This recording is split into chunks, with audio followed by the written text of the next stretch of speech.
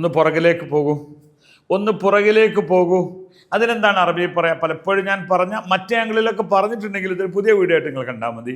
പുറകിലേക്ക് പോകൂ എന്ന് പറയും എർജാവറ, എർജാവറ, എർജാവറ.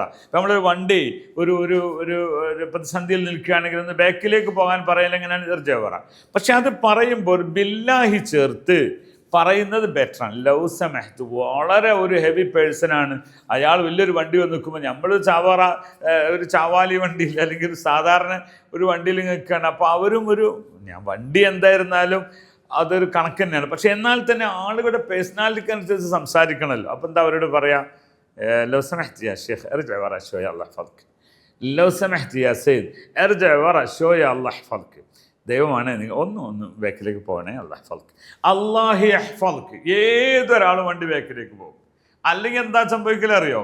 ഒരാൾ കുടുങ്ങി നിൽക്കുകയാണ്, ഇർജിഅ വറ പോടാ ബാക്ക്, അയാൾ അതാണ് താക്കോല് ഓഫ്. ഇപ്പം താക്കോലൊന്നുമില്ല, ഞാൻ താക്കോലുണ്ടെങ്കിൽ തന്നെ പൂട്ടിയിട്ട് കീശയിൽ വെച്ചിട്ട് ആൾ നിൽക്കും പോയി പണിയൊക്കെ അറിഞ്ഞിട്ട്. ആ ആംഗിൾ അതാ പോയി പണിയൊക്കെ. അപ്പം അതുകൊണ്ട് തന്നെ അവിടെ ബഹുമാനവും ആദരവും നമ്മുടെ ഒരു കരിയറിലെ വിനയവും കാണിച്ചുകൊണ്ടാണ് പറയുന്നതെങ്കിൽ ബില്ലാഹി ഇർജിഅ വറ എന്ന് പറയാം, ലൗ സമഹ്തു ഇർജിഅ വറ എന്ന് പറയാം.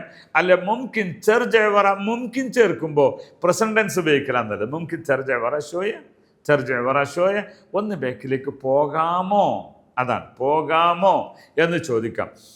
അപ്പോൾ അതിൻ്റെ കൂടെ അല്ലാഹ് യഹ്ഫദുക, അല്ലാഹ് യഹ്ഫദുക എന്ന് പറഞ്ഞാൽ വളരെ നന്നായി. പിന്നെ ഒരു അപ്പീൽ ഉണ്ടാവില്ല.